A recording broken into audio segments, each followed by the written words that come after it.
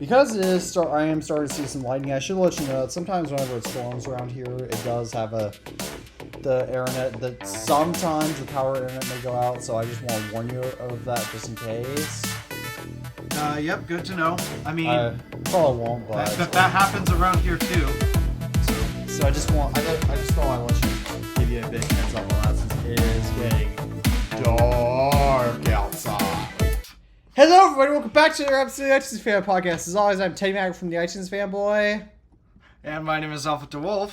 And I was just counting down in Spanish until recording and forgot dos, which is 2. That's like the most common one, but commonly known Second most common. Yeah. Yes. But and just so you know, it's the second most common 2. Not the most common 1.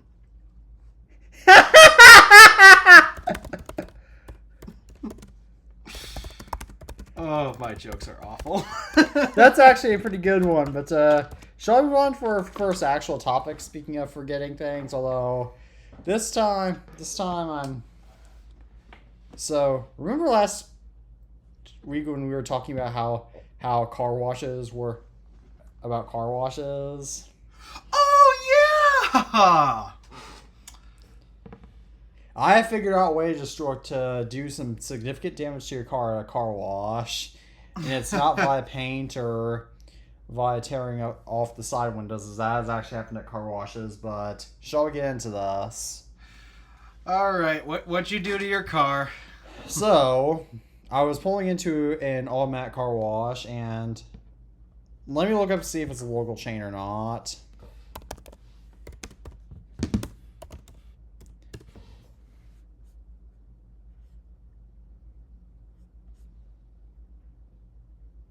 It is local, okay? So I can't say the name of the chain, but I was there, and how this car wash is set up is that there's 2 lines. One is regular and one is VIP only. So I got in the regular line, there was a cone in it, and the staff there, and basically it's designed around curves, so the staff there decided to make me back up and then go into the other line.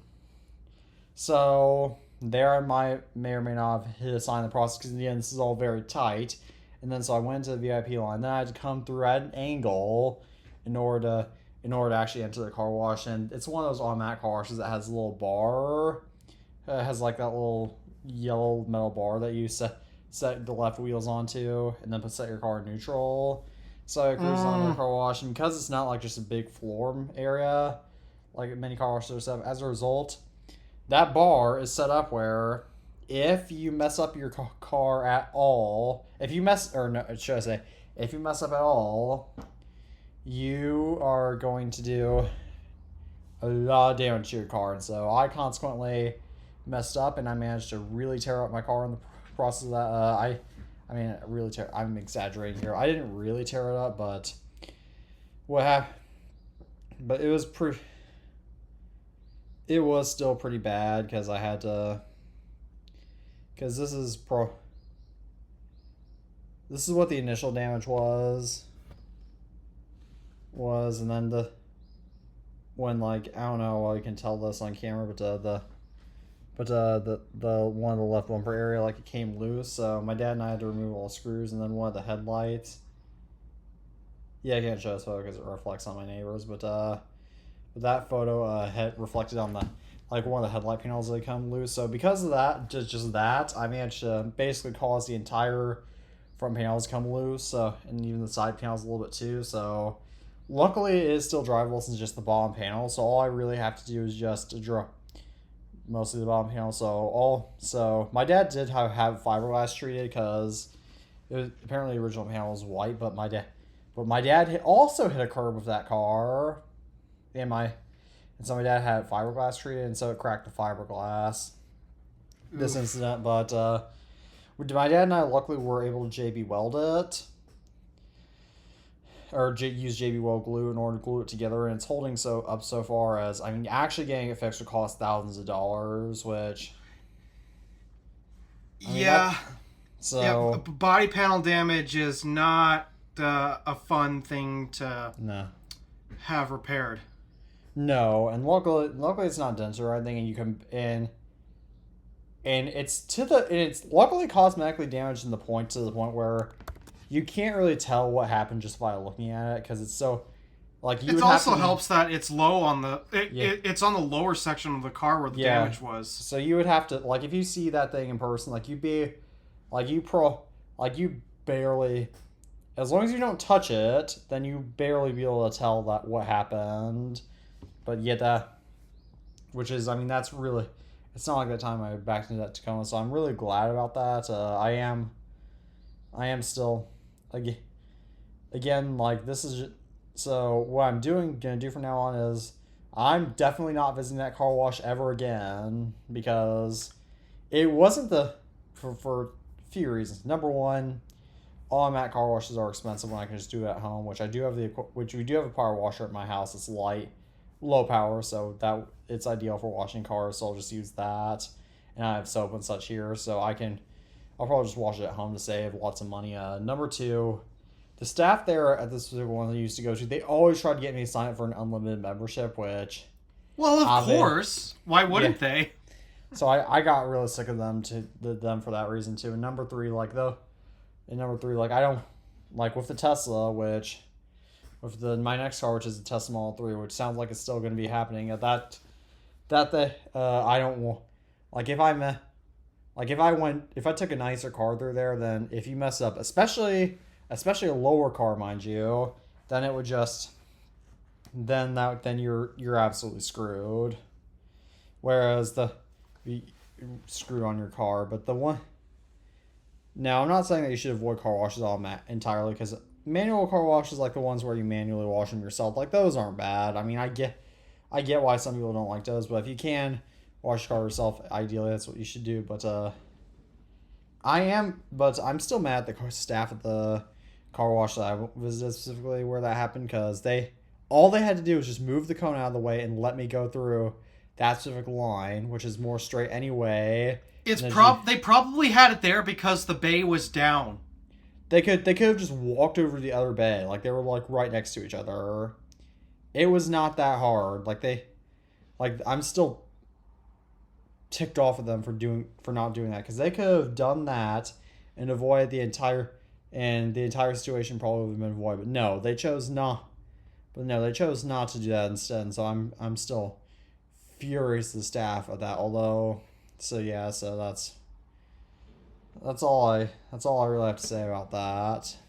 My dad said that the body panel work for the most part. That'll be the next owner's problem. Fair enough. Despite living in the middle of nowhere, I am so spoiled with the type of car wash that we have up here. I get the $15 wash one because I want the wax. It's the only way to get the wax. But unlike your automatic car wash, my car does not move the entire time. Yeah, your car. Yeah, no, you have a far. I think there are more car washes in my area too. So it's not all. It's the more modern ones that do it, but the old fashioned ones, I'm pretty sure they're fine. So I'll do some more looking into, but. Yeah, no, you're very lucky. You've seen video clips of me in the car wash, right? I think so. Yeah. There's definitely one coming home from North Carolina. I definitely know there is a clip of me driving Stardust through the car wash after coming home from North Carolina. Yeah,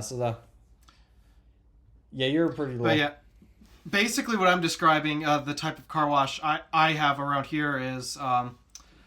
I pull into the bay and I put the car in park. There's no track that you have to get your wheel up on and have the track pull the car like that. Nope. That sounds awesome. None of that.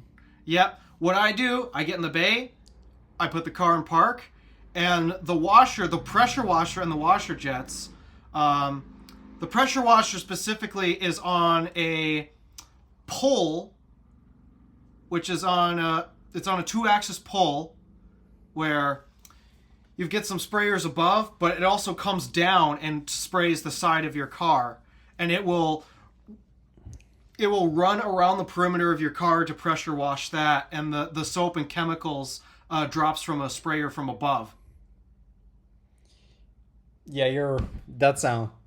I have to do some more research, but yeah, no, I'm sure there's car washes like that in my area, but I'm sure there almost have to be. But yeah, no, that's real. I'm real. Yeah, but lesson. But an important lesson to learn is check the car washes that you go to before you go to them, as they're not always Yes. going to be, because like especially if they have those bars, like especially if you drive a low car, then you're gonna be screwed, because these types of car washes are the one disadvantage that low cars have, which, in fairness, my car is low even for sedan standards. And of course, the most Americans don't even drive sedans anymore, or else if they do, they're higher up off the ground than mine. So, Yeah, the key things to look out for when you're doing a car wash, I guess, for one, try to avoid brushed car washes as much as possible. Find a brushless one, because that will protect your paint a lot better than a brushed car wash. And I guess thanks to Teddy here, now we know, watch out for the ones that pull your car through the bay. I've heard so many horror stories of the pull along car washes, both touchless and brushed. oh yeah, same. Those are Oh, I totally get that. For if you get stuck on those, then you're stuck in a car wash. I mean, I'm sure your car is stuck in a car wash, so that's. There are so many horror stories of those types of car washes. I try to avoid them if at all possible. Yeah, no, I totally. It makes sense from a business perspective why you do that, because why it makes sense. I get from a business perspective why it makes sense, because you can have multiple cars go through at once, so it makes perfect. And those can be a lot more automated, so you have to have fewer. But they take up more space. Compared to the wilderness, there's multiple wildernesses around here, but the wilderness wash that I go to, it's a 2-bay wash, but you think it should be bigger than what it is. It's not really that big for a 2-bay wash, but the ones where you have to pull your car along, yeah, those take up a lot of space. So honestly, I think the other solution where, yeah, you're not moving multiple cars in at once and cars are going to have to sit tight and wait in line, I get that, but there's two advantages I see to that. For one, building design, it saves a lot of space, the style that I go to, and then also because your car's not moving along a track, I think that it allows the wash to do a better job and a more thorough job on your car. Oh yeah, I totally get that, but I think we have beaten this topic to death. So shall I move on to our idiot award nominations? Yes. Aside from yourself. Yeah, I guess the.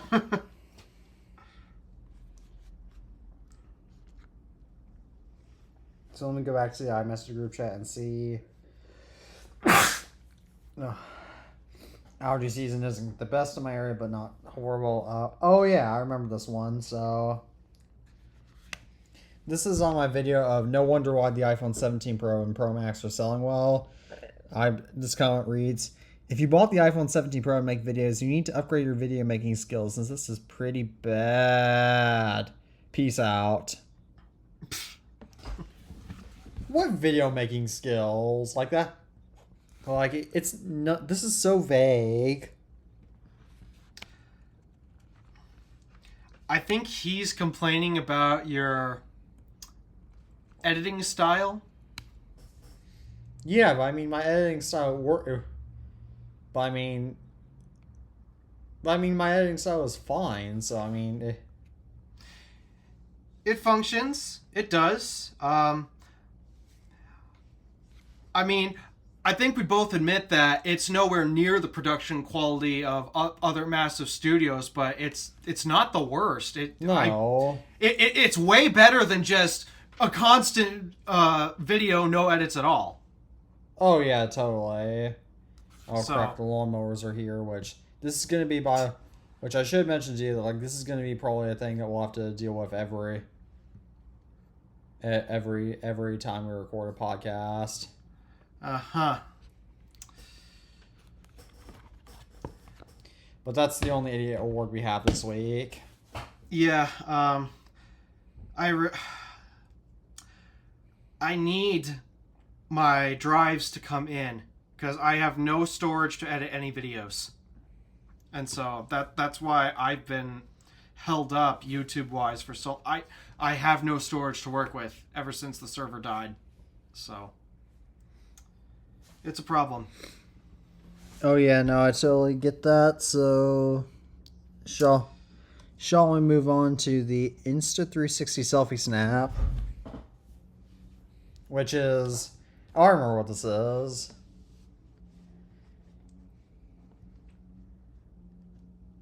So the Insta360 selfie snap is like a little selfie accessory intended for your phone. Let me look it up to.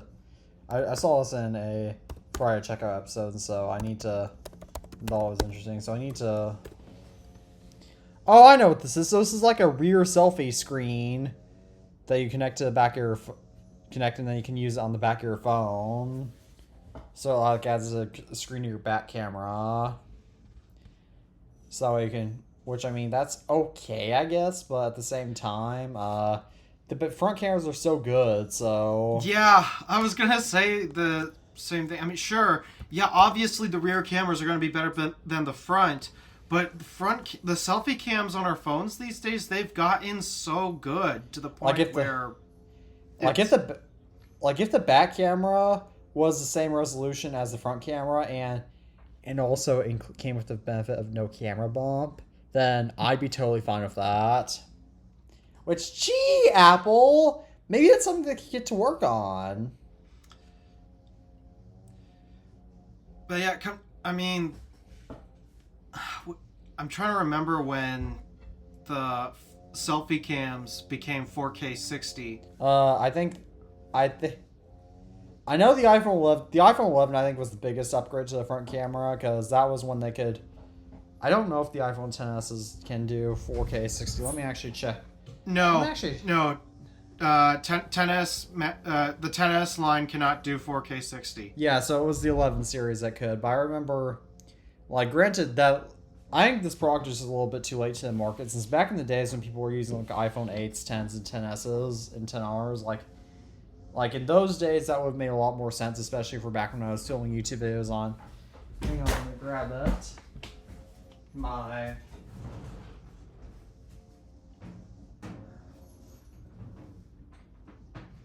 iPhone 8 Plus. But these days, because I don't really film, I don't really have any need for that since I upgraded to the iPhone 11 Pro Max in December 2021 and haven't gotten a worse camera since. So I don't. Come to think of it, ever since I upgraded to the iPhone 11 Pro Max, I haven't recorded a single video of my iPhone 8 Plus. My 8 Plus has been featured in videos obviously since then, but I haven't recorded a single video with it. My goodness, this eczema sucks. Join the club. Here's what my thumb looks like right now if the camera focuses. Your skin's fixing itself. No, it is not. It has been getting worse. That's part of... People's skin are supposed to do that, so that... But I digress, So, do you have anything yeah, that product is way too late to the market. It's like $90 too. Oh, no, that's not worth it at all. No. Yeah, I have a feeling this product's not going to sell that well. It'll probably do well for Instagram and TikTok enthusiasts or whatever that don't know any better because they don't have enough brain cells to get off of those platforms. But other than that, I genuinely don't think this product's going to sell well. This is like the ring light fab. This is like the ring light fab. Because I've never... Because, like, do you remember those ring lights? They're still a thing. Yeah, they still are, but like for average videos that you record on your phone, like they're just so unnecessary. Yep. But because in reality, your natural, because it just kind of washes out. In reality, you just need more natural light. But shall we move on to our next topic? Yeah, you'll have to explain this one because I have never even heard of this company. So CPU-Z is a website that you can use to track your CPU activity and whatnot in Windows. And what's wrong with the task manager? CPU-Z is apparently more used by enthusiasts. I don't really know what this is. This is entirely either, but their website has been hacked to link to downloading malware. And look, they obviously fixed it a few days ago, but that was a brief thing that happened. And the malware that would install would, well, you know you were installing malware because it was in Russian. But even after you delete it, like, it'd still be on your computer, so... Yeah.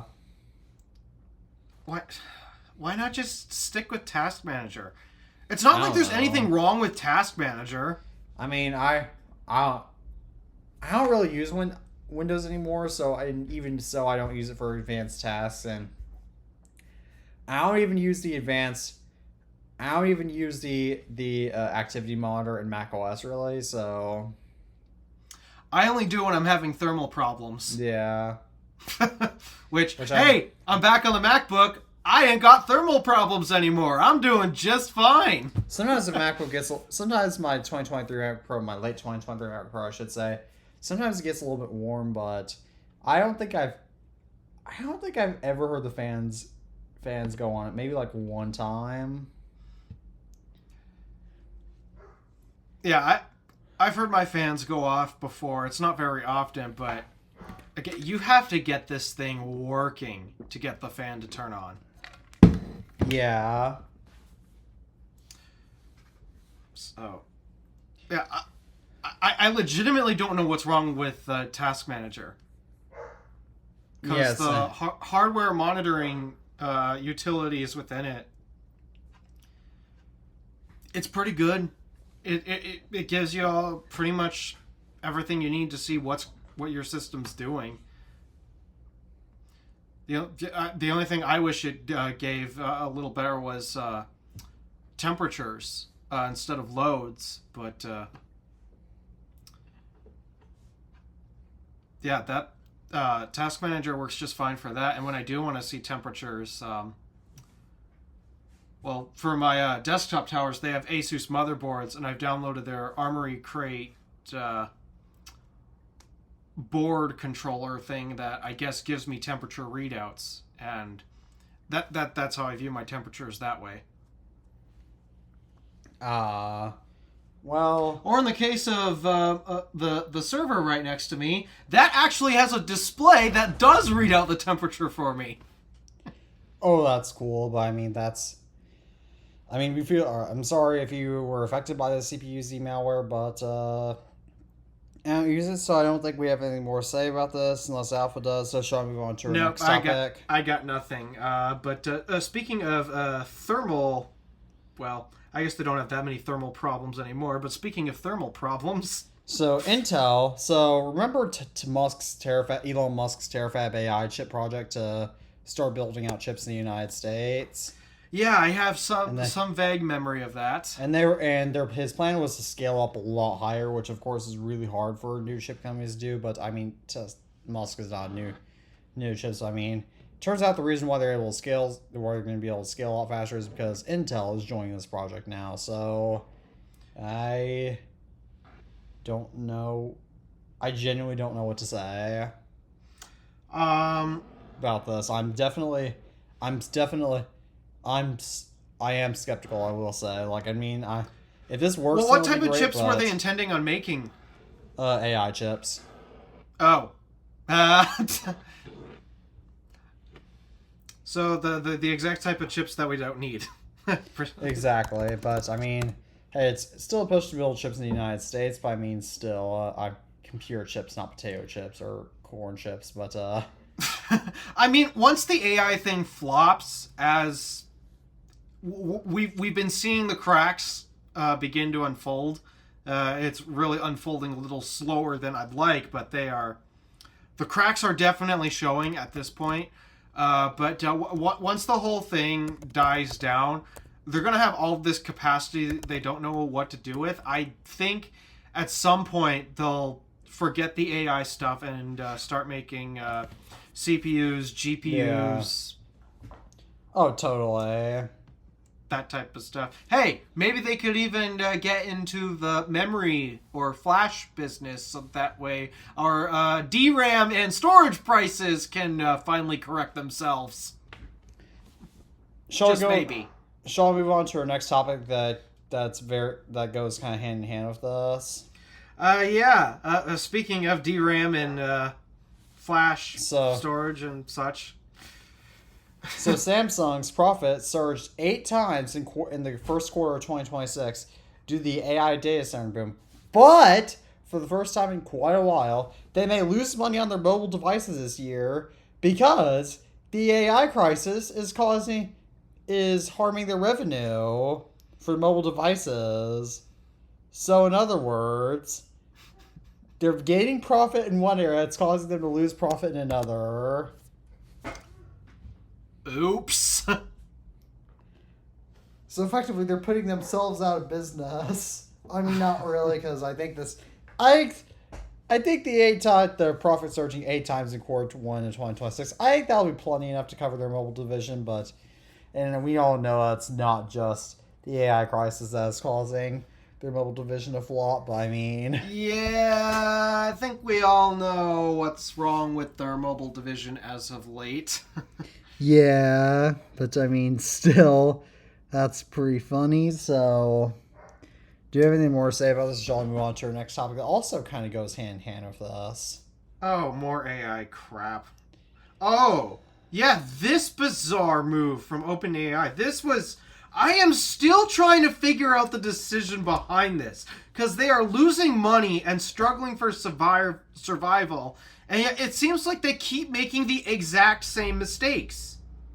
They're literally insane, but So the news basically is they acquired a podcast. Yes, you heard me right. A podcast. Just to promote their AI BS. In this podcast, and they spent a lot of money on this podcast, mind you. Do you know how many subscribers it has? According to your notes, it's 70,000 subscribers.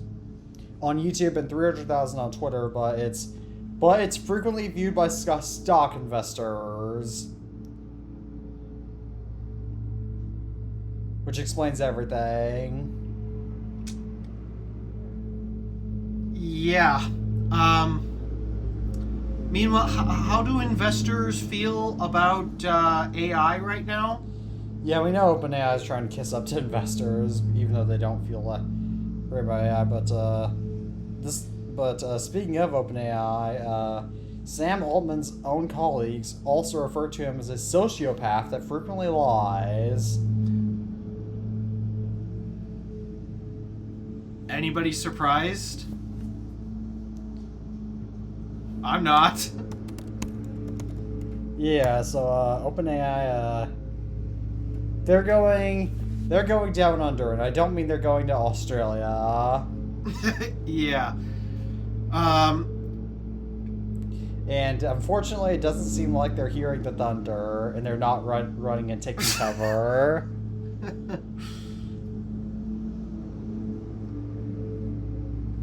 And OpenAI is not 6'4" and full of muscles. No. Also a reference from that song, Down Under. If you guys haven't listened to Down Under by Men at Work, you really should. It's a very great song. It is. It is. Once upon a time when I played the flute, I learned the flute part to that song. We should have learned. I wish in elementary school in our music. I know I've mentioned this before, but in our elementary school, because we got new music teachers like twice, we had to. When I was in 4th or 5th grade, we had to start over learning to record like twice. So if we ever got more advanced in it, it would. If we ever got more advanced in it, that would have been fun to play. I mean, I didn't know Song Down Under until I was 17, but it would have that Down Under would have been fun to play on the flute. Yeah. Oh, I haven't played my flute in so long. Have I featured it before? Yes. I think I have. Yeah, it's in pretty rough condition. I paid so much money for that instrument too. That was $800.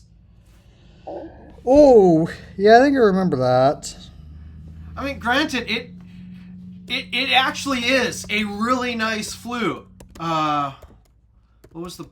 I can't remember the brand because I've had 2 different ones. I think it's Gemeinhardt. That's the one that I currently have.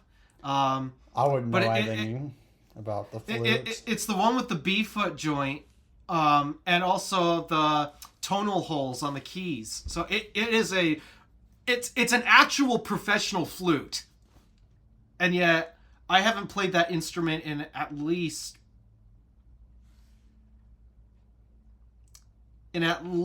3 years. Primarily just I don't have the time, and my primary focus right now is the keyboard with the organ. And I've got my guitars too. I bought my 12-string about half a year ago, and I love playing that thing so much. I finally got a strap for it, so now I can actually play it while standing up.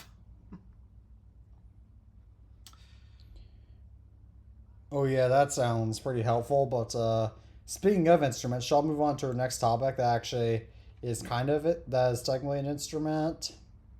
Let's see. An instrument of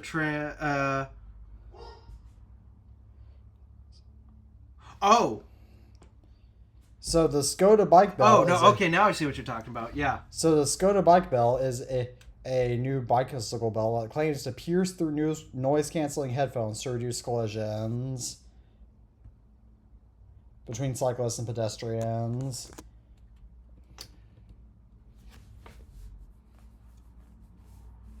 So, I will say this. If you're wearing noise-canceling headphones while walking along the street, I'm sorry, but you're being really stupid. Oh, I totally agree. You're just being a complete idiot wearing noise-canceling headphones while walking down the street like that. When I'm walking down streets, I usually never had headphones in at all. I mean, I know of people who do runs with their headphones on. Yeah. But I mean, even then, I would not do noise cancellation. No, I would do transparency for that, because it's not like, it's not like it's that because it's not like the headphone, like, ideally what you're listening to will help block out a little bit of sound, and also, the sound of traffic is not that loud anyway, and even if you're like in a park or something, then that should definitely be quiet enough. Yeah, it's not. It was so convenient, I was literally just about to say this. It's not like you have a loud diesel truck that blows by at 70 miles an hour. Is that what just happened? Oh, yes! My street is pretty short, so that never happens. We never get them at 70 miles an hour, but we do. We have gotten vehicles at like 45 miles an hour here. Speed limit on my road's 55. So speed limit on mine is 20. 20, not 25? Yeah, a lot. So so I can't I'm sure that, granted, because speed limits vary obviously depending on what municipality you're in. Yeah, like I've seen plenty of speed limits that are 15 miles an hour. Nobody ever does that, I swear. Yeah, but usually in my area, Usually on the streets in my area,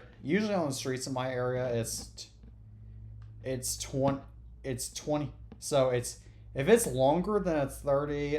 Sometimes it's 20. If it's shorter then usually it's 20. If it's like multiple miles long, then if it's around 1 mile long, they also have it at 35. And if it's multiple miles long, then they usually go to 45. But that's in my, and I'm sure it varies depending on where you go. But there's some streets in my area that are 25, but that's kind of an unusual speed limit to find. Wow, because that is like the most common I see around here.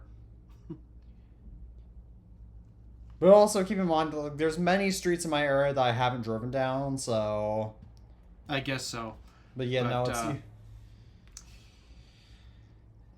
Yeah, I mean, it's not like you always have loud diesel trucks just blowing right by at 60 plus miles an hour. You don't need the noise canceling. As if the speed limit is high, as if you have loud diesel trucks blowing by you at 60 miles an hour or even higher, then you should not be walking or biking on that road. You just shouldn't. Well, sometimes you don't have much of a choice. For me, again, the speed limit on my road is 55 miles an hour. If I want to go for a bike ride and leave from my house, I ain't got much of a choice. Yeah, well, but I mean, if you have a choice, then I mean, I get it, but I mean, that's just my personal preference. But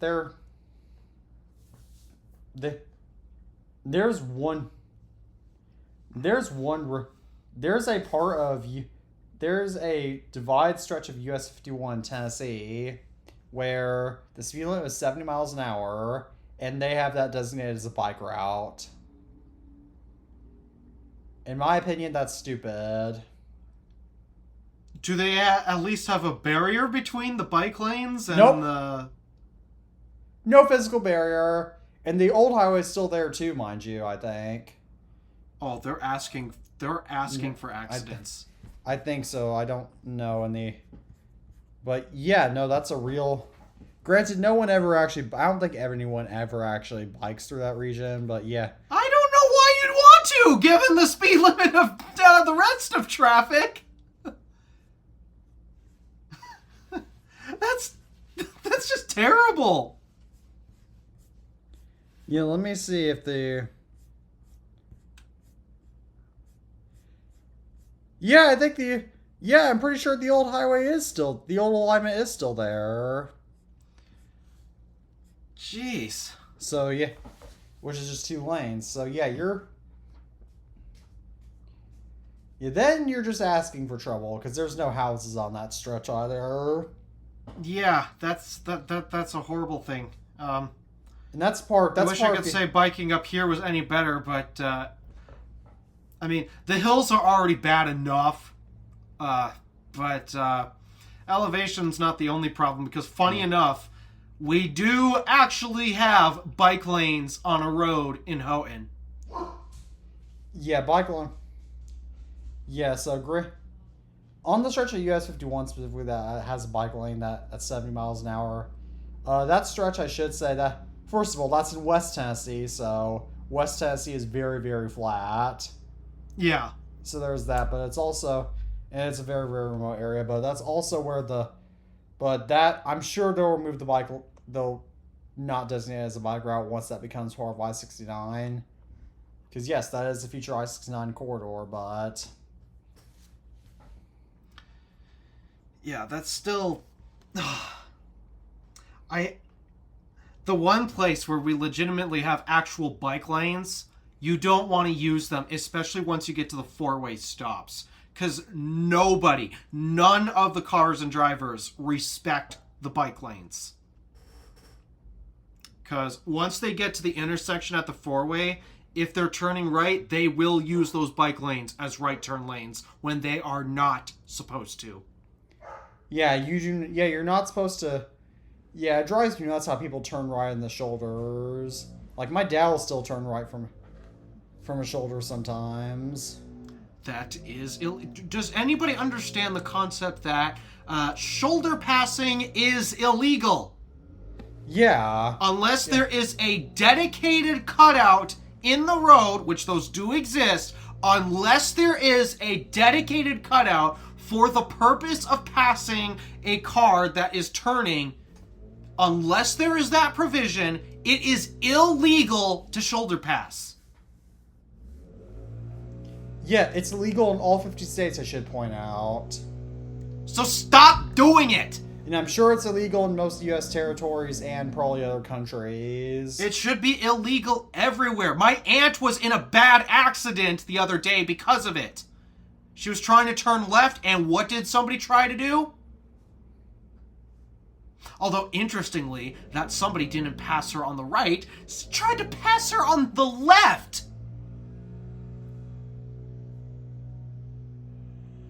Oh, yeah, that's, Yeah, that was a bad accident. Basically what happened, my aunt was, making a left turn in a 35-mile-an-hour speed limit zone. She's waiting for oncoming traffic to pass, so she stopped. And right as she finally gets the opportunity to turn left, a van with a mom and 4 kids try to pass her on the left for some bizarre reason at 55 miles an hour.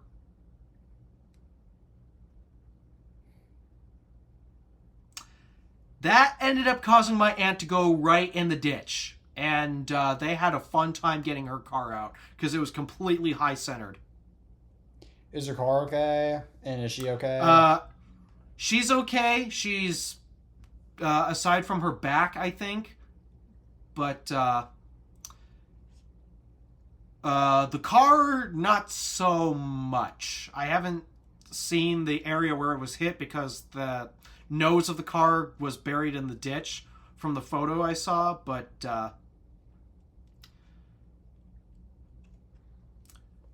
yeah, that was it. That was not a pretty accident. What was hilarious was when the woman who caused the accident, the mom who caused the accident, she was talking to the cops. I was only doing 55. Oh my gosh. She literally told the cops, I was only doing 55. It's a 35-mile-an-hour zone, you idiot! Did she go to jail? No, but she was definitely ticketed. I mean, honestly, she should have. Yeah. She was doing 20 above the speed limit. That is technically reckless driving. Accident. Yeah. And put her kids in danger. Yeah, and she set a poor example for her kids, too. Yeah. I don't remember what the excuse she told them for rushing. Apparently, something about they needed to find out if her kids passed whatever grades or whatever, because I guess it's a homeschool family. But she's worried about her own kids passing grades. Seems like the intelligence passes from one generation to the next. You're not the first to say that. I'll say that much. Oh. Yeah, that was No, you talk. Yeah, that was not a smart move. First off, driving a 55 and a 35, and also who in their right mind passes a turning car on the left? If you're turning left, Again, my aunt was turning left, and this woman decided to pass her not on the right, but on the left. Was the mom intoxicated? No. Was she on her phone? I don't know.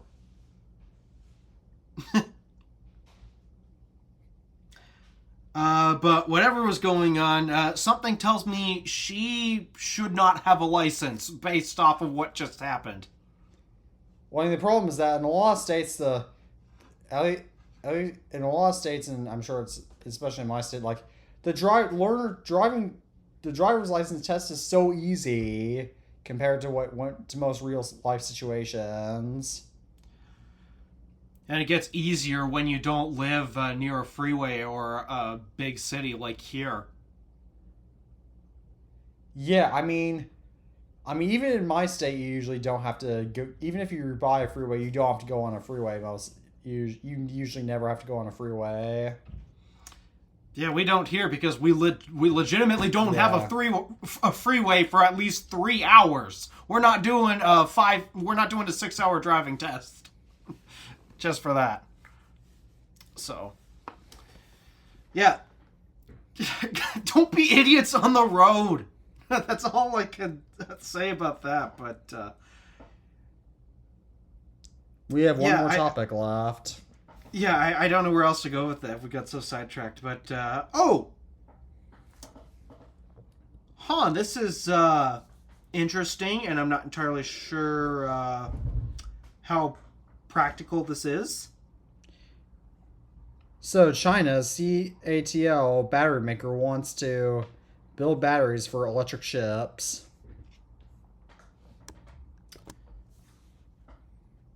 I hope these are not long-distance ships. Oh, no. They are.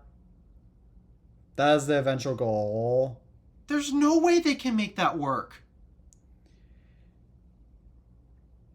For ships, I don't think you need electrifications necessarily in the form of batteries, since honestly, they have nuclear reactors that you can get on ships these days. And honestly, I think that technology makes a lot more sense for ships anyway.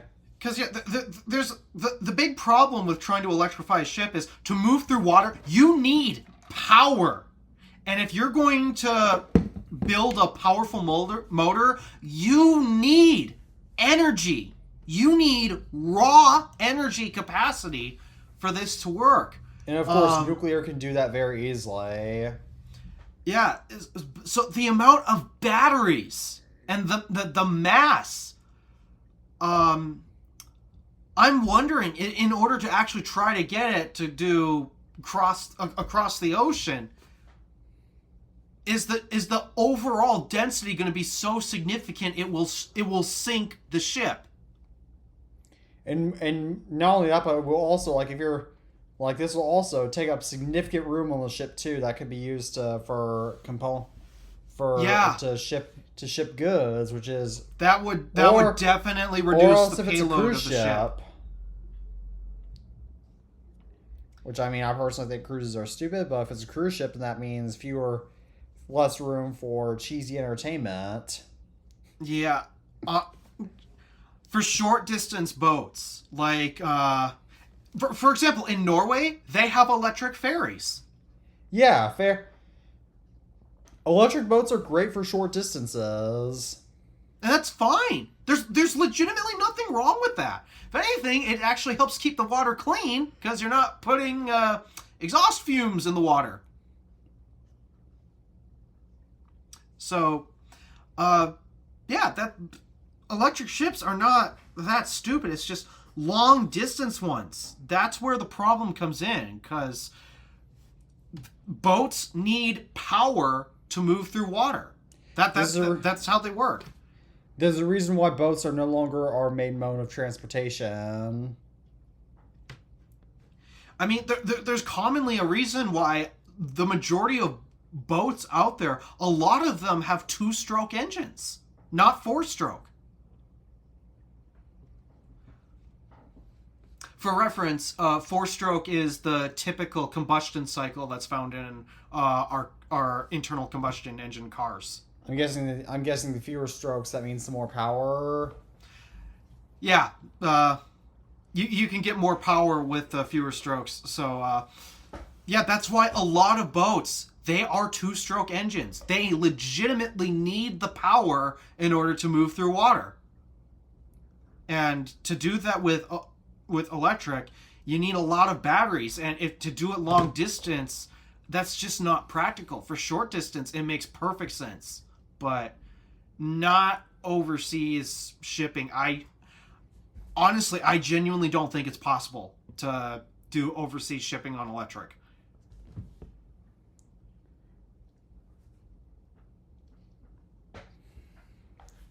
And even if it becomes possible, it's still not going to be quite as practical as nuclear power on ships.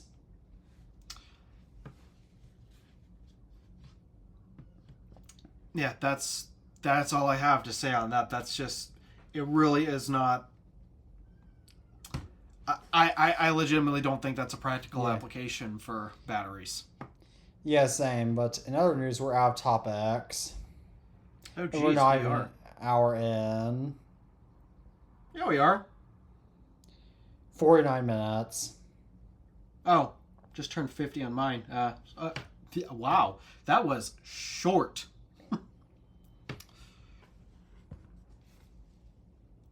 That was short. So I'll give you guys a few updates of what's been going on since I've been off of YouTube for quite a while.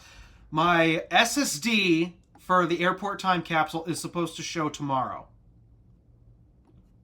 So once that comes, I am planning on. It won't be put back together yet because I need to make an adapter bracket. So I have to get that fully designed and sent to my coworker who has a 3D printer.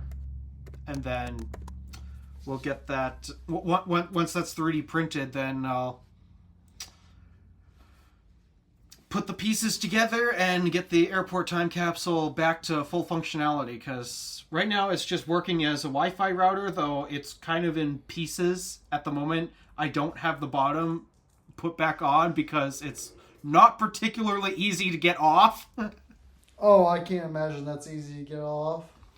So, yeah, once that's taken care of, I'll finally be able to start making videos again because I'll actually have drive space to work with. Also in that package, I have the first hard drive for the upgraded server.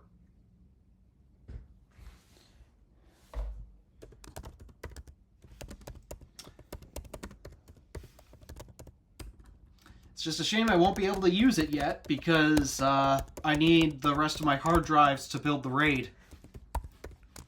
But still, that's the next thing in progress. So that's what I've got planned for the Gadgets channel, at least. For the Drive channel. For the Drive channel, we're doing a shifter replacement in a Yukon.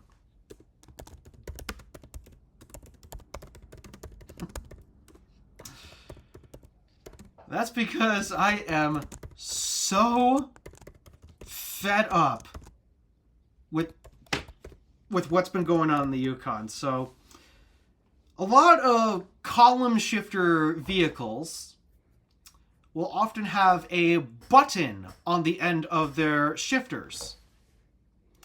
In general cars, most of the time it's like a traction control off button, unless it's one of those electronic ones where they'll use the button for park or something like that.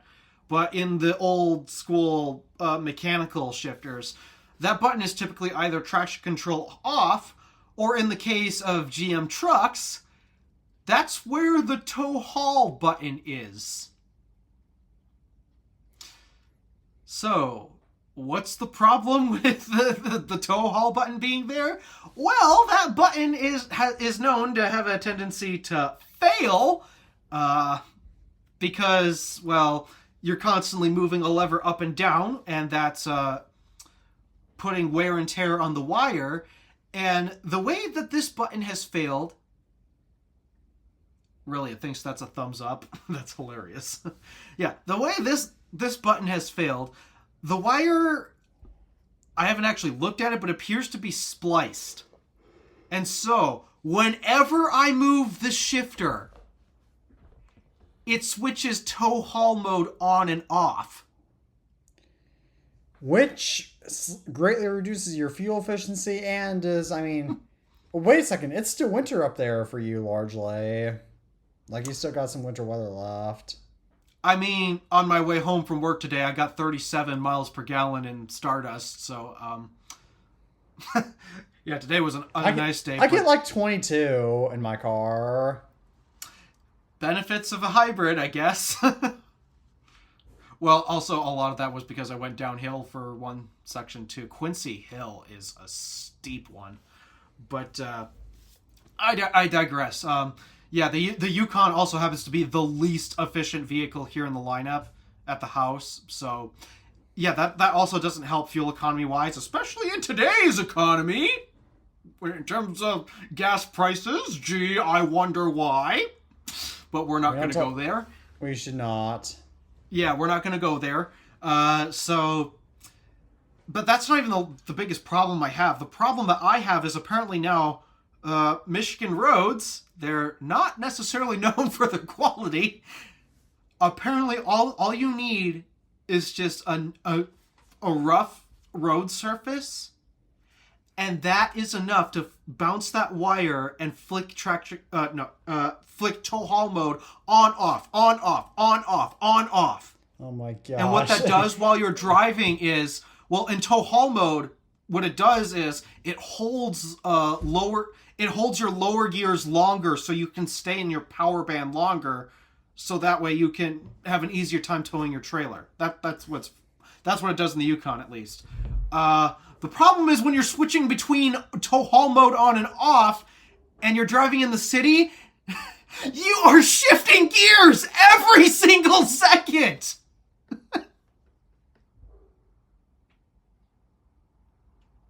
So now the Yukon's always upshift, downshift, upshift, downshift, upshift, downshift. I'm not even changing my speed. It's doing it every second.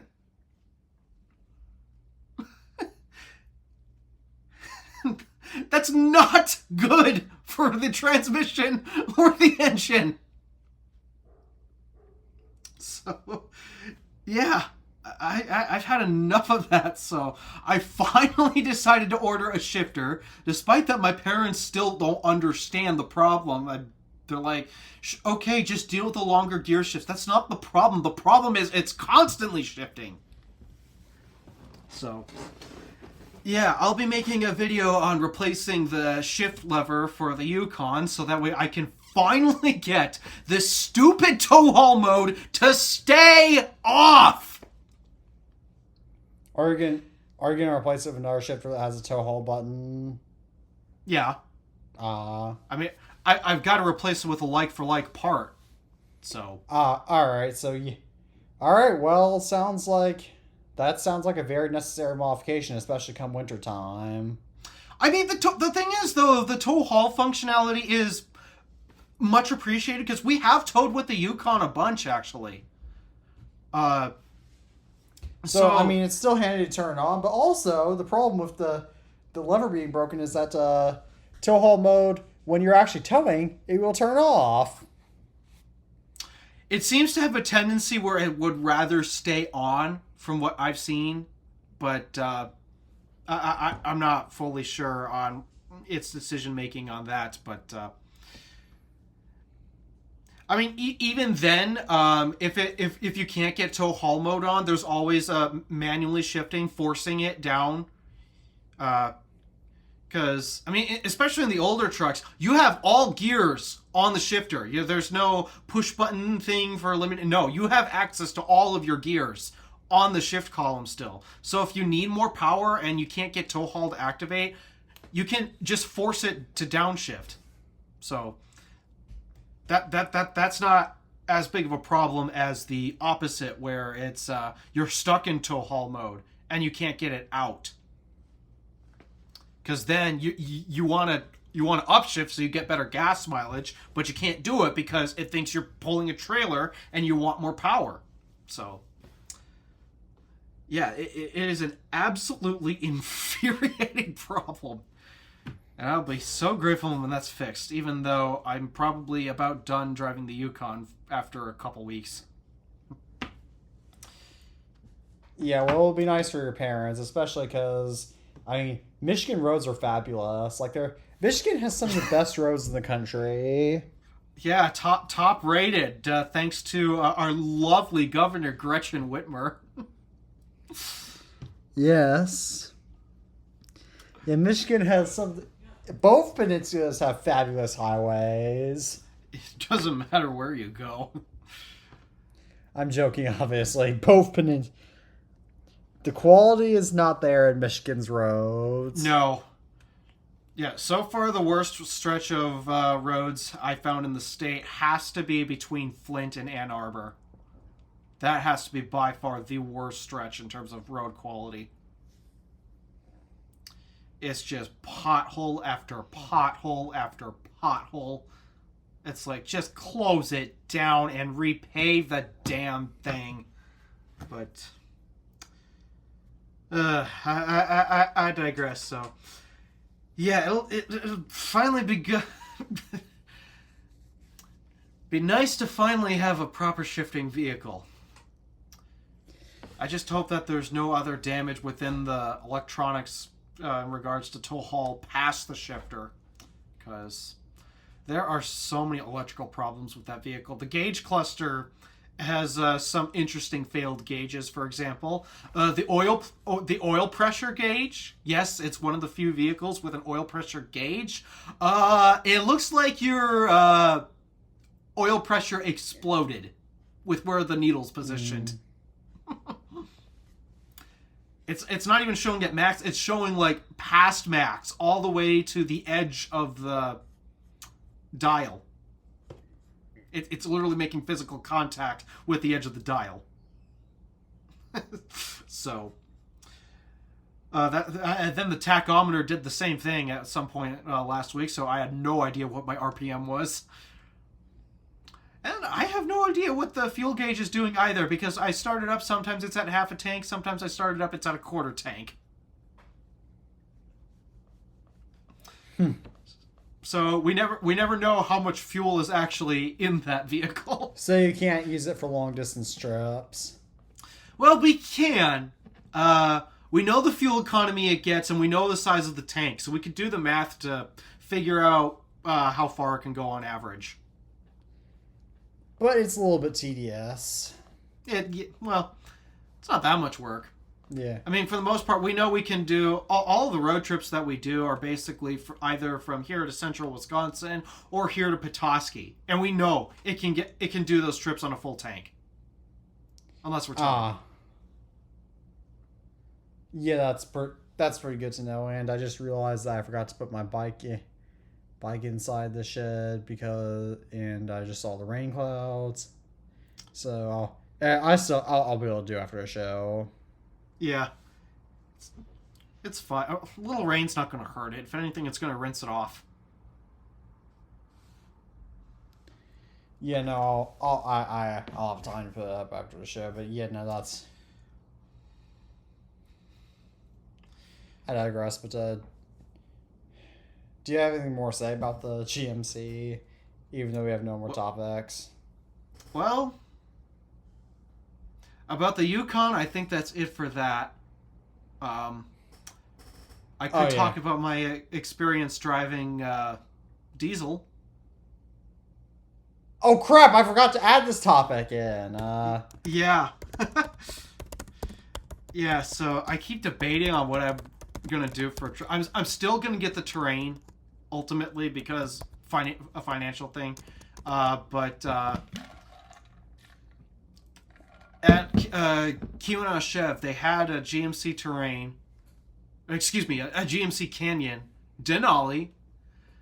And it's been sitting on their lot for quite a while, and I'm trying to figure out why has it been sitting there for so long. Those typically fly off of the lots.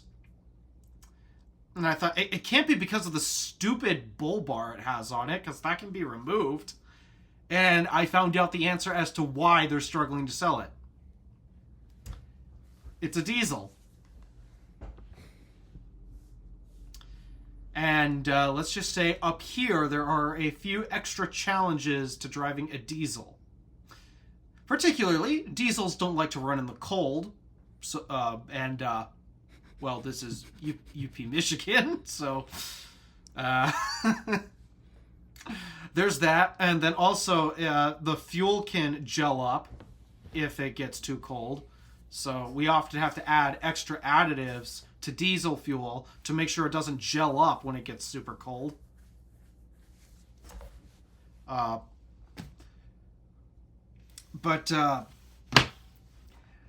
it was interesting driving that because I've driven the V6 Colorado and actually a V6 Canyon. Yeah, Kiona Automotive had a V6 Canyon for a bit. I've driven those the V6 trucks before, so this was the first time driving the diesel, and I was kind of surprised. It felt a little sluggish, but then I forgot. That's right, diesels don't make as much horsepower as a gas engine, but they do have a lot of torque. But it was an interesting thing because, I mean, this isn't the first diesel I've ever driven. The first diesel I ever drove was a junky old 2000 Volkswagen Jetta with a manual transmission.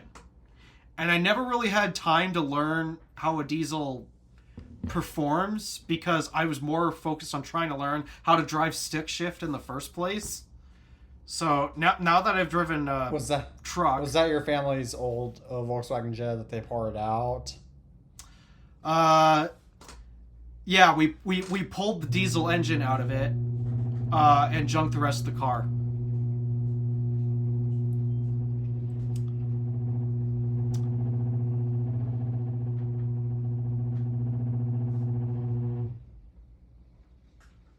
And now that the garage is done. Yeah,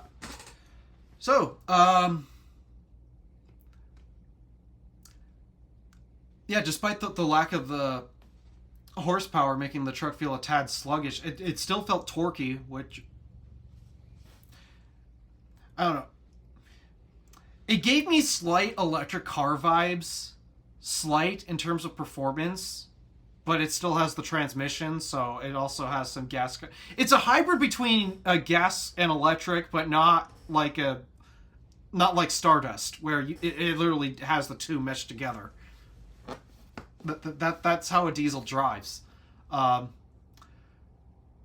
part of me now is kind of considering when I get a truck, because that's still happening at some point, just not in the immediate future. Part of me is now wondering, should I go the route of diesel?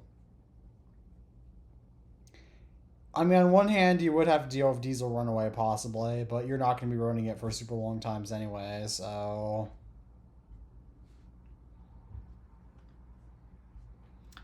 I mean, diesel runaway is not that common.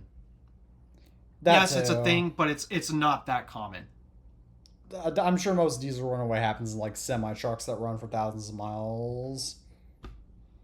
And for people who try to modify their diesel engines, which, no, that's not happening with me.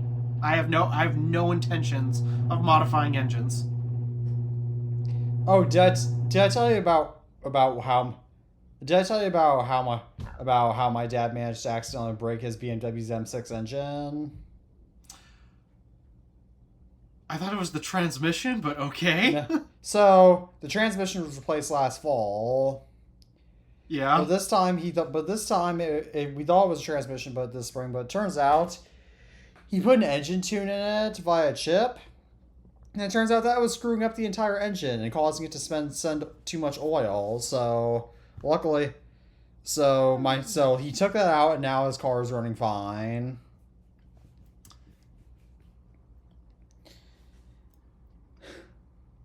Yeah, the engine...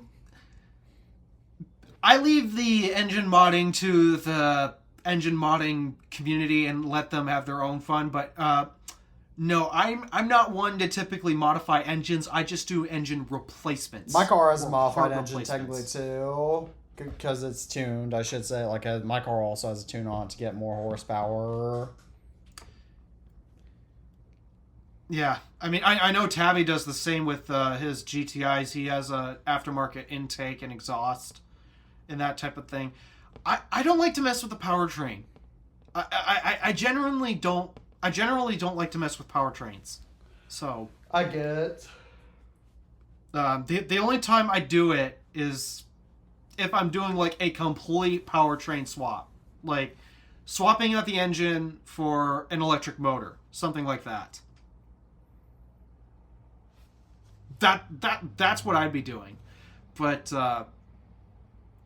no, I would not modify an engine. I'd only just do repairs, which I've gotten a lot better at working on cars as of late, and I've been doing a few more research on various other things so I can do it myself instead of having to pay thousands of dollars for someone else to do the same thing. So, come a few thousand miles from now, Stardust will be getting a transmission fluid flush, and I am not sending it to a shop for that to happen. I'm going to do that myself. Because my car hit the 100,000 mile mark recently, my car does have a lot of maintenance that needs to be done, which is I'm gonna hold that off until I get the Tesla, because then that'll be either my dad's problem to deal with or else the next owners. Yeah, yeah, right around the 100-ish thousand mile mark, you definitely want to start doing actual powertrain maintenance. So things like intake filters, spark plugs, do all of your fluids. You really want to do that at around 100,000 miles. For my car, it's recommended to do a tranny flush at 90,000, which I'm currently at 80. I'm getting close to 83,000 right now. So in about 7,000 miles, I'll be doing a tranny flush. And then at the 100,000 mark, I'll be doing spark plug replacements.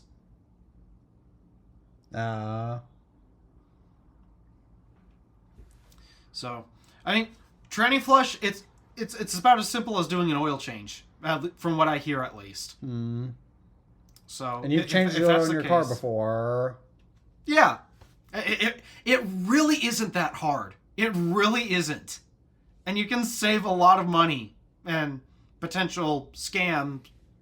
And well, you can save a lot of money and also save yourself from potentially being scammed by people trying to incentivize, oh, you should do this flush on your car when you shouldn't, when it really doesn't need it.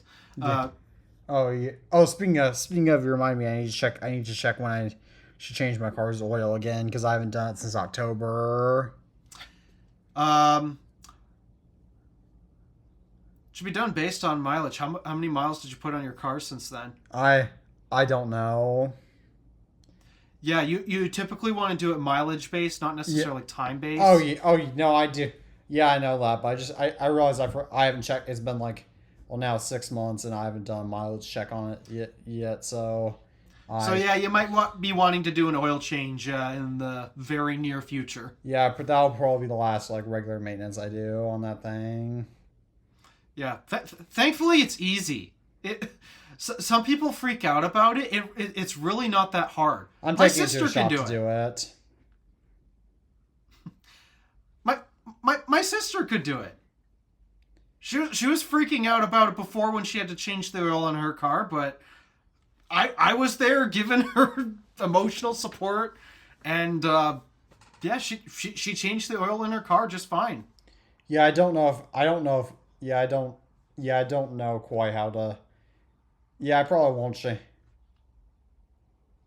Because I have a local Mobile One shop right next door to me anyway, and they do or not right next door, but like I have a local Mobile One shop that does literally all checks necessary, so I just take it there because I'm not one of those people that goes inside cars really do repairs, especially on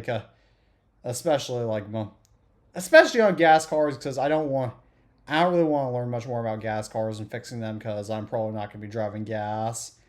Because my next car is not going to be gas, so it's not. Yeah, that's a solid point. Yeah. I still unfortunately foresee many oil changes in the future. Not well. I mean, once Stardust is paid off, then I'm gonna begin the process of trying to find.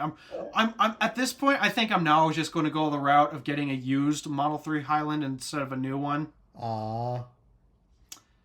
Primarily because I am not a fan of what a particular individual has been doing lately with the brand, and the Ball S and X. Yeah, so at this point, I legitimately think I'm just going to look on the used market and find a Model 3 Highland. I know for certain I want it to be the Highland. I don't want the pre-refresh Model 3. I want the post-refresh. So I know that's for certain. Yeah, I'm not still care if it's Highland. I just want a Model 3, so that's what so I know that'll be my next car. Funny enough, it sounds. I find it fascinating how you're the one that convinced me to go electric, and yet I'm going to be going, and yet it looks like I'll probably be going electric faster than you.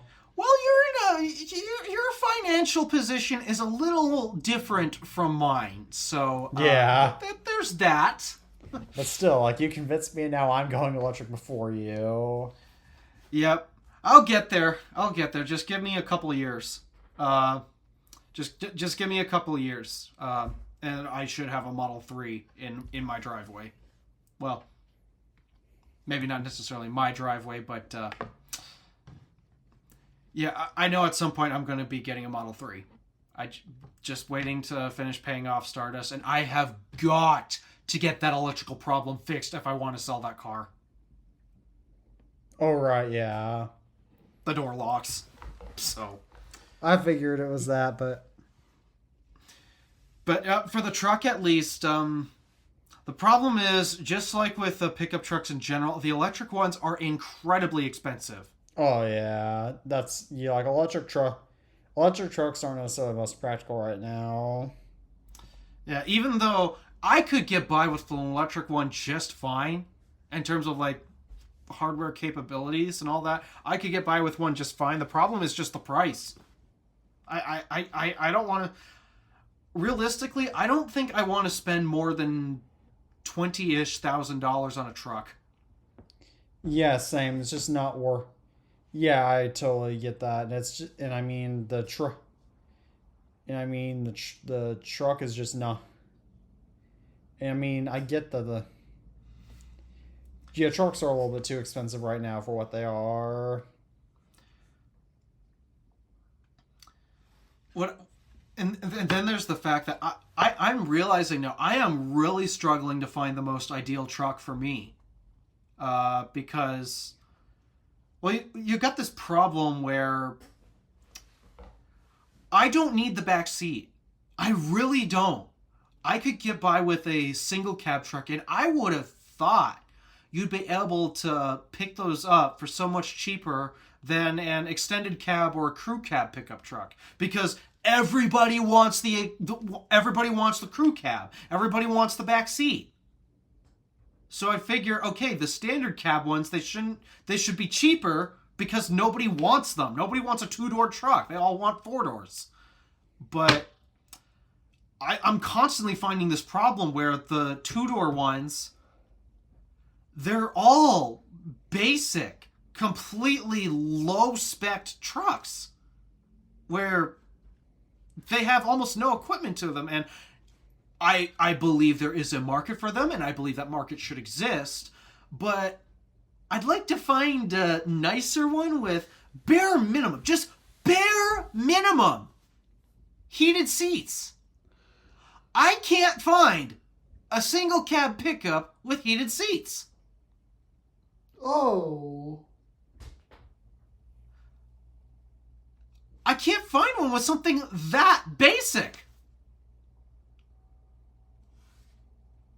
So at this point, I legitimately don't know what I want to do, because I mean,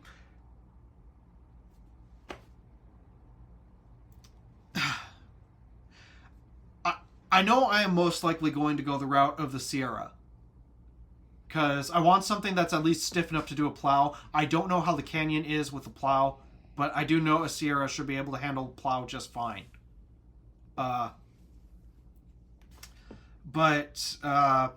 the big problem I'm having is I don't want the Sierra is bigger than the Canyon, and I don't want the truck to be bigger than it has to be. And so I knew I don't need the back seat. If I'm hauling people, that's what Stardust is for, or what the Model 3 is for. But yeah, I can't find a single cab pickup that has something as basic as heated seats.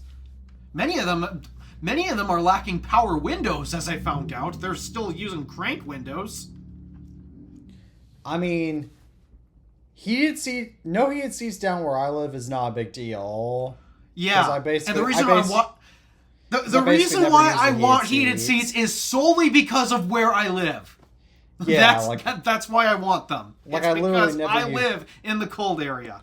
like I literally never use heat. I almost never use the heated seats in my car, but so I can get away with that. But I don't think Alpha can get away with that. No. I want heated seats in my truck. So, but so yeah, that's a dilemma that I'm in. I want a single cab pickup, but it's too basic and barren because they basically GMC reserves the single cab stuff for work trucks where they're completely stripped out and focused on payload, which again is not a bad thing. I support that type of thing, albeit I wish that they didn't cost as much as they still did, but that's a completely different subject on its own.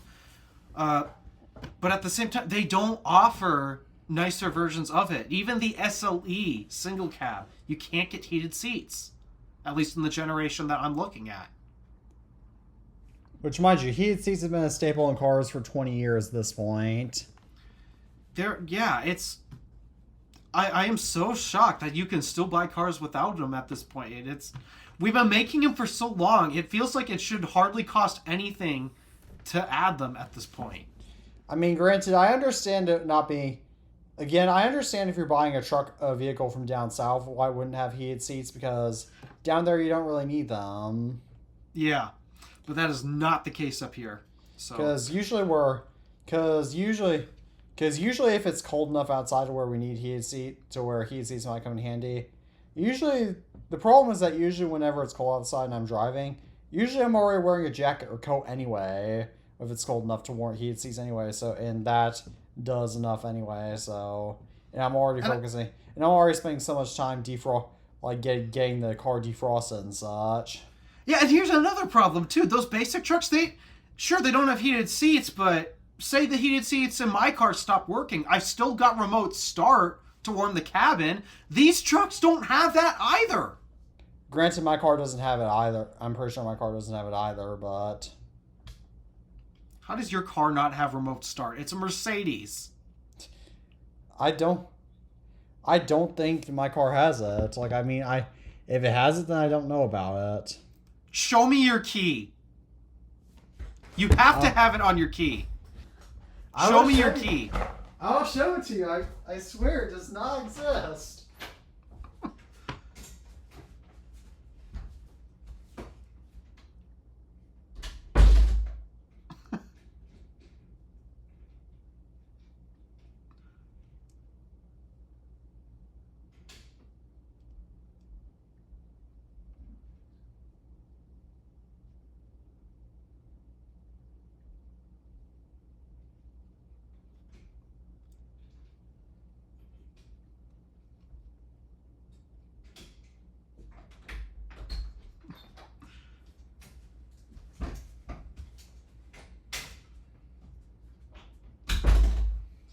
Here's my key.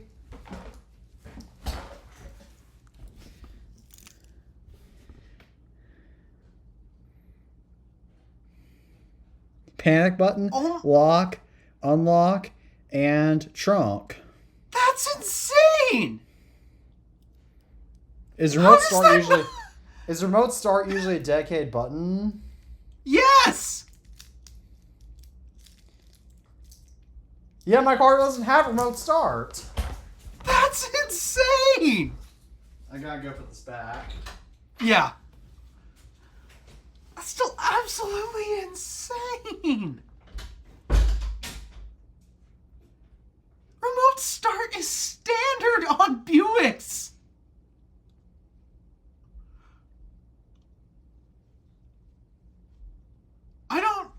I legitimately don't know a modern Buick that doesn't have remote start. And yet his Mercedes doesn't have remote start. What? My car is from 2014, to be fair. And it's a lower end Mercedes. But your mom's 2011 Buick Lucerne has it though. Yeah. It had it as an option. My Lucerne, when I had that, Red Fox had it standard. My car maybe has it as an option because, I mean, my car has the V6 variant, and there are also V8 variants of my car that you can get to the C300. Unfortunately, mine is not a V8. Although I don't know where... Depending on which way you look at it, it's either unfortunate or fortunate. Well, considering the way gas prices are, I think you're probably feeling very fortunate it's not a V8. You remember this is premium gas prices we're talking about, correct? Yeah, that's... Imagine what you'd be paying if you had the V8! Yeah, because I can't run my car in eco mode because then it wears out the starter, so I can't... And because I can't run on eco, so I have to run it on sport, so it's... Granted, I could do some more efficiency modifications to it, but I mean, that's aside the point. But I mean, yeah, my car is... Granted, 22 is pretty good, I'll say. Yeah, that's good. So it's not... That's good for a V6 car. Yeah, so I really like the fuel efficiency of my car, but yeah, no, my car does... Yeah, apparently my car does not... I never realized that was unusual for my car not to have remote start, because I don't think I mean, it's a Mercedes. You'd expect it to have it. I don't think my mom's car has it either. What year is her GLS? 2018. I legit don't think it... Let me check the key fob, but I legit don't think it has remote start. Her keys also don't work properly, though. True. But, oh my goodness.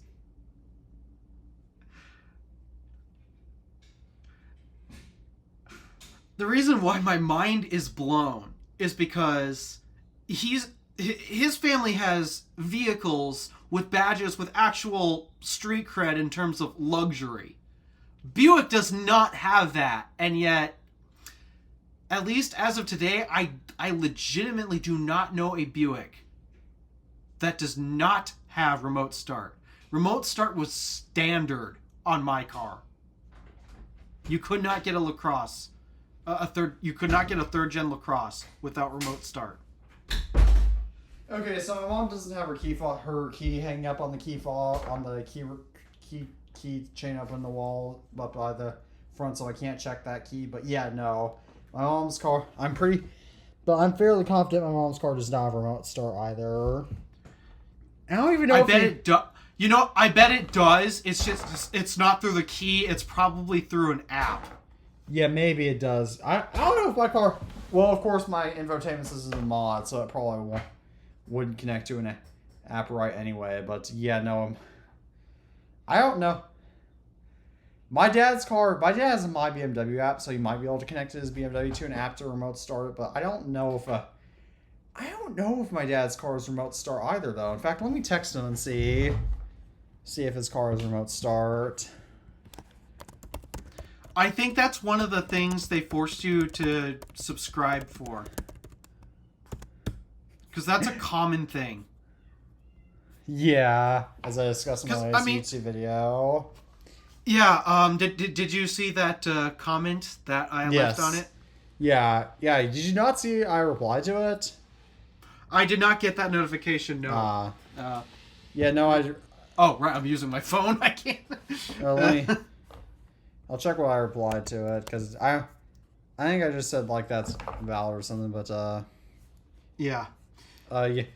I said thank you for that clarification. I pinned that comment, too. Yeah. GM has it on the key fob. Sometimes you have to pay to put it on the key fob, specifically if you buy Chevy products, because a lot of their low-end Chevy products, they won't have it on the key, which is... It's not uncommon. But a lot of GM's products these days have it on the key. And for the longest time, even for cars as old as, I'm going to say 2006, Yeah, 2006 was when GM natively started putting remote start on their keys, because most of the time it was an aftermarket thing beforehand. But in 2006, they started putting remote start natively on their keys. And I know this because my Lucerne was a 2007, and that it had remote start from the factory. So that's how they've been doing it for years. But where the subscription comes into play is when you want to do it through the app. Yeah. Yeah, no, I got that from the comment, but yeah, no, I am still amazed how that my car does not have remote start. That. I mean, I don't know if you just heard through your earbuds while you were looking for your. Yeah. You drive a car with actual street cred for luxury. And yet somehow mine, that is lacking that. Somehow it's standard equipment on my car. Now, granted, it doesn't really matter that I don't have remote start, since, I mean, in the wintertime when I actually need to cool or warm up the car, I can literally just go outside, which is not very far from the living room where I keep my keys anyway, and just warm up my car without go in and start warming up the car. So it's not... And even then, really it doesn't get that brutally cold where you live either. No, like on most average winter days, it still gets to at least 30 degrees. Yeah, when you get wind chills of minus 25, minus 30, you really don't want to go outside just to start the car, just to go back inside. So yeah. Oh, Dad's M6 also does not have remote start. I'm willing to bet, though, it's through a subscription. Yeah. I'll ask him that later, but yeah, no. I'm willing to bet it's got to be, you got to subscribe to get remote start. Because what year was it? 2016? Yeah. That was when BMW started doing stupid things like forcing a subscription for heated seats and that type of stuff. And yeah, forcing a subscription for heated seats, CarPlay, and I would not be surprised if remote start is one of them, because the rest of the industry does the exact same thing, except for like Tesla. Toyota. Yeah, Toyota still does this. And for the longest time, they refused. Yeah, they've refused to put a physical button on the key fob. I think there was only one exception. And that was the Toyota Sienna, the minivan. But other than that, they've refused to put this button on their key fobs. Until finally, I don't remember when they started doing it, but finally Toyota does have remote start on the key fob. But no, they wanted you to subscribe to it on your phone. That was just that irks me to absolutely no end. So, where did we sidetrack off of? Oh yeah, the truck dilemma. Because I don't know. I've got a couple ideas of what I want to do. I just want to run them past. Just do some sanity checks here. So, I thought of a crazy idea, which would be great for YouTube, of buying one of these single cab Sierras and upfitting it to Denali standards. Like my car, because my car is not natively AMG, but it has been modified aftermarket to be AMG, so I mean, I'm sure it could be done. Because, I mean, for the most part, I'm trying to think, what the things that I need to swap out. I'd have to swap out the seats, because they won't have power or heating or air conditioning or any of that stuff. So I'd have to swap out the seats, which I can find in all these seats easily. In fact, I could probably get them in a color other than black, so that would help continue my theme of trying to avoid purchasing black cars. Which sucks for me, because in a month I'm literally about to purchase another one with a black interior. Is that the only one that's offered on the... Yeah, the problem So, I with mean, Denali terrains of that generation specifically, you cannot get them without the black interior. So, I mean, at least it has a sunroof, so that'll help let light in. But you cannot get them without the black interior. uh, But for the Sierra, they do offer the Denali in multiple color options. The one I found in particular that I'd love to try to integrate into the truck is the maple sugar color. So if I can get the maple sugar seats and then the maple sugar door cards, I think those are the primary places where GM changes the color of the interior. Because other than that, it's black plastics. that would be pretty cool. But this is. But because the rain, it's looking very, very dark outside, and rain is expected to start in like 15 minutes. Is it okay if I briefly leave to go put my bike up? Sure, I guess so. I'll be back in like 5 to 10 minutes. Or should be back in like 5 minutes. Yep. So I'll keep explaining while you're still within range, but yeah, basically the idea is take a single cab base model GMC Sierra and upfit it to be actual Denali standards. So that would include, like I mentioned, swapping out the seats. I'd probably get rid of the center seat, swap it for a center console, so it'll become a 2-seater truck instead of a 3-seater. I mean, again, it's not a passenger moving vehicle. It's a crap moving vehicle. It's a utility vehicle. I'm not hauling people in it. So there's that aspect too.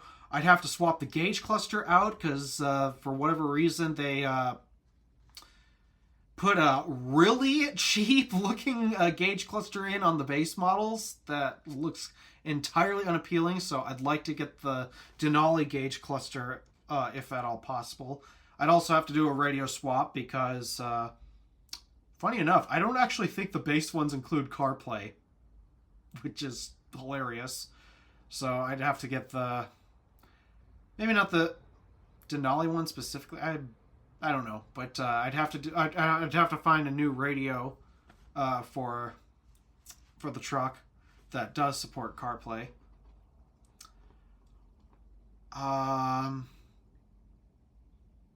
Oh, and then I'd probably have to spray paint the exterior because pretty much the single cabs, you can get them in other colors, but all I've seen is white and red. Well, actually, no, the red was an exception. It's primarily white and gray. I don't like neutral colors, and I don't know. I'd rather a blue truck, if I'm being honest. I mean, if it is red, then I might keep it red, but you got to pay more to keep the truck. Well, you got to pay more to get the red paint. So, yeah, I'm legitimately thinking of picking up a base spec single cab Sierra and upfitting it to be a Denali, which I think that would make. I really think that would make interesting content on YouTube. The only question left is, do I? Oh wait, no, they do offer it with the 5.3 V8. Oh, I mean, it makes sense because red paint is expensive, but yeah, no, I think that's a great idea. I think that's a great idea, and even though I was all the way past the other side of my house to my and inside the shed, there were some points like when I was in the shed putting my bike up, then it dropped some frames of audio, but beyond that, just a lightning, so I came just in time, but beyond that, I heard basically everything you said. So what do you think of the idea? Oh, I think it's a great idea, but I was really impressed by the range of my AirPods. Yeah! No, dude, Apple's Bluetooth is impressive. I can have my AirPods Max connected to my MacBook Pro, with the MacBook Pro being up here on my desk, and I can be all the way at the stove, which is close to the opposite end of the house, just cooking, and they'd still have perfect reception. Oh yeah, no, the Apple's AirPods range is really great, but I mean, because I am starting to see some lightning. I should let you know that sometimes whenever it storms around here, it does have the internet that sometimes the power internet may go out. So I just want to warn you of that just in case. Yep, good to know. I mean, probably won't, but that happens around here too. So I just thought I'd let you give you a big heads up on that since it is getting dark outside. I mean, part of that's probably just sunset, but sun's still pretty bright here. Again, it stays a lot longer where you are than me. I'm further west of you, though. Oh, wait. No, yeah. If you're further east, then the sun sets sooner. Yeah, so... Yeah, I got that backwards. And you're also a time zone ahead of me, but yeah, no, it's, we have a special weather statement, interesting, but, it looks like we got a bit of a swag coming in. What is it? Where's the weather at? What's it looking like down there? Oh, there's like a... the radar. It's not too bad, but it's like a... Ooh! you see what we're getting? Yeah, that's... Now you know why I put my bike up! Now I do, yeah! Yeah, because let me see what sunsets is supposed to be. Sunset's supposed to be at 7:21 p.m., so literally right now. And it's getting a lot darker.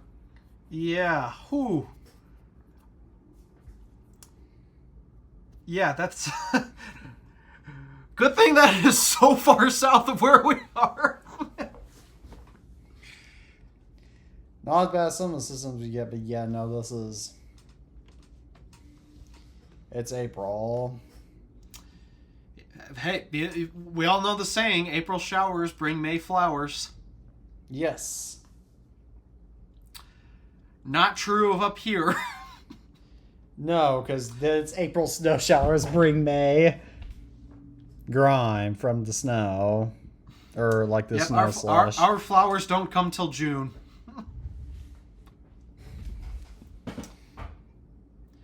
Yeah, you only have like 3 to 4 months where you can actually go outside. I'd say 5. Yeah. Oh yeah. Well, it starts at the end of May. Typically, it starts at the end of May, and then we can go midway through October. Yeah, around my area. So again, this depends on. In my area, it really just depends on how much you're willing to bundle up. Since if you're willing to bundle up a little bit, usually in January or February, you're not going to really want to spend that much time outside in my area, and you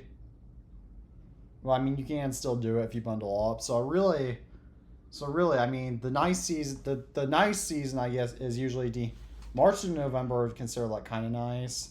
December is still a little bit worse than November and March, but not that bad. And then May, and then January and February are considered the worst months, and then where there's basically no nice days, and then April through October, and then October. The early part of October is great, but then the later part it does get a little bit colder in, and so really the nice months are usually deemed between April and October. Like that's the time when you want to come down to southern states that are not right by the coast. Like if you're going to the south, it's not by our coast. Yeah, I'd rather come down in the winter time just to avoid the winter time up here. You don't want to come down here in the wintertime because around here it's even more boring in the wintertime because we don't have any snow or anything, so we basically have no we have no real winter culture. For me, that's a good thing. Yeah, so it's like 30 to 40 degrees usually most days. Sometimes on a nice day it can get up to like 50, but it's not that. There's usually there's hardly ever any sun. I mean, that's not true. There's not as much sun as I would like. Yeah, same here. Especially because we get lake effect. So all that water is always up in the sky. Yeah, but I mean, like, we just have lots of cloudy days in the wintertime here. Yep. So yeah, no, but we have the sun. But yeah, no, you don't. It's once you live down here for a few years, you're not gonna wintertime will get just as boring down here. And if it's gonna snow like more than an inch or two, then it's apocalypse level. Then all the roads gotta shut. Then basically the entire most of the. If you get like 5 or 6 inches of snow, if there's ice, the roads are going to be unpassable for 2 weeks because we don't have the trucks capable of eliminating that. Only no one around here knows how. Very few people. If you know how to drive in snow, you're a Yankee around here. Like people that know how to drive in snow are for the most part Yankees, or else people that used to live up north. What else? And of course, did I forget to mention? Did I tell you about the milk sandwiches? How everybody goes, everybody hoards all the staple. How everybody hoards groceries before a big snowstorm. Yep. I remember when the big storm came through your area, that you were getting your milk sandwiches. We had to get all. Yeah, everybody around here had to stock up on food because.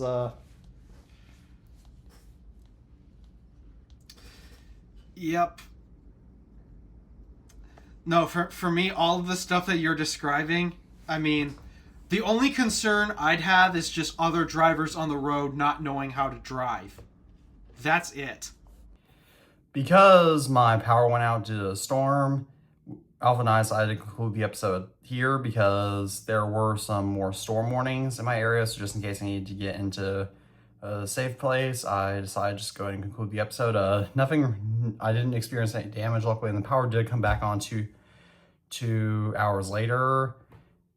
But I would have had to have continued the call on my phone if I wanted to resume the episode, and it just, due to the storm warnings, it just wasn't viable. So, as always, thank you all for tuning into another episode of the iTunes Fanboy. I am Teddy Mack from the iTunes Fanboy.